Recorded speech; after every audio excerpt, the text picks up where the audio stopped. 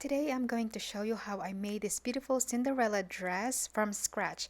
First part, we are going to drape the pattern. As you can see here, I am using my mannequin to drape the pattern pieces. So I just use my style line and just create the style that I wanted. I'm just looking at a picture and I'm just replicating the shape of it. The reason why I am only draping on the half of the mannequin, it's because I'm going to be cutting the pieces twice except for the center fold. So now that I'm happy with the design, it's time to trace it out on a piece of fabric. As you can see here, I am just smoothing out the fabric, and be sure to do that because you don't want any puckering or creasing. And then I'm going to trace out the pattern piece just like this. You will repeat that on all of the panels all the way at the back. As you can see, I labeled them 1, 2, 3, 4, 5, 6.